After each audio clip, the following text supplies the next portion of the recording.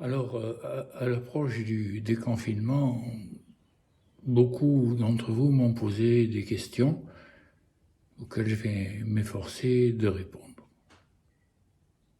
Oui, je pense qu'on peut se déconfiner sans crainte, sans appréhension.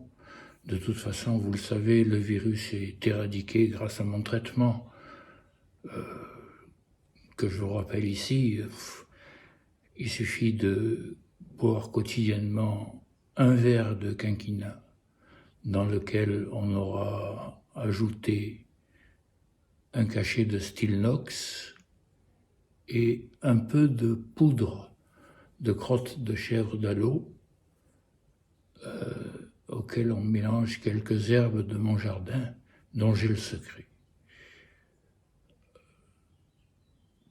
Pour le bir quinquina, pas de problème, mon ami Dédé, le caviste, en a à votre disposition en quantité suffisante. Pour le Stilnox, il y a le pharmacien du village qui a fait provision. Et pour la poudre de crotte de chèvre d'Allo, je peux vous en céder facilement à un prix très raisonnable. Donc, fort de ce traitement qui éradique le virus, si vous prenez mon traitement, vous êtes sûr de guérir à 98%. Bon, il est vrai que si vous ne le prenez pas, par contre, vous risquez de mourir à 2%.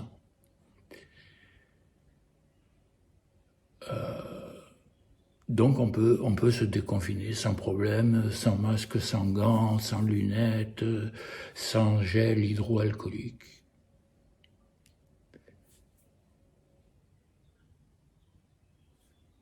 La question qui revient le plus souvent, c'est après le confinement, va-t-on pouvoir faire l'amour? Doit-on faire l'amour? Alors oui, il faut faire l'amour le plus souvent possible, plusieurs fois par jour. C'est très très bon pour le rythme cardiaque, très très bon pour la souplesse articulaire et très très bon pour le moral.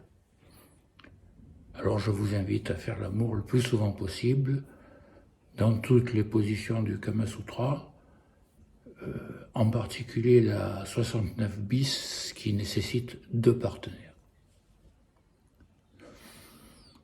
Il peut arriver un accident cardiaque, mais enfin c'est pas la façon la plus désagréable de mourir. Il faut quand même se méfier également du choix de son partenaire, parce que si vous allez chercher une jeune femme à l'allée du Prado, vous risquez de vous retrouver au lit avec un homme, et si vous n'aimez pas ça, ça peut être désagréable. La deuxième question le plus souvent posée, c'est peut-on aller à la plage, doit-on aller à la plage, doit-on se baigner? Alors oui, bien sûr, se mettre au soleil, c'est très très bon. Le mieux, c'est de s'y mettre nu sur la plage. Alors là, j'ai quelques conseils, quelques réflexions. Je pense que c'est quand même un exercice qui est réservé aux jeunes femmes de moins de 30 ans.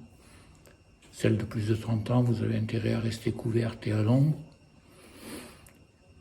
C'est déconseillé aux hommes, à part quelques chercheurs comme moi qui peuvent y aller pour faire des études spécifiques et particulières.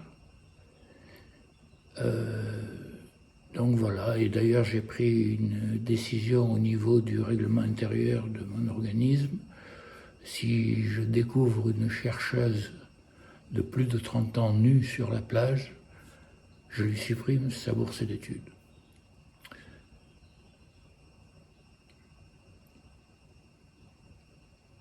Voilà, les dernières questions qui m'ont été posées ne sont pas en rapport direct avec la pandémie, mais je tiens à y répondre par souci de transparence. On m'a demandé, on m'a parlé des plaintes pour harcèlement sexuel dans mon service. S'il faut s'arrêter à quelques histoires d'amourettes qui ont mal tourné, plus rien n'avance. On m'a également parlé des injures et des harcèlements dans les services.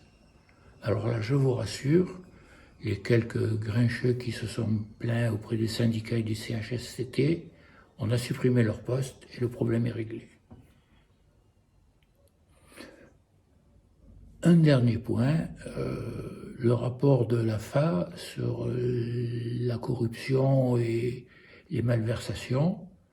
Alors là, moi, vous savez que je ne suis pas un homme d'argent, hein, je suis là pour sauver des vies. Et je vous invite à contacter mon avocat, maître, pour toutes ces questions.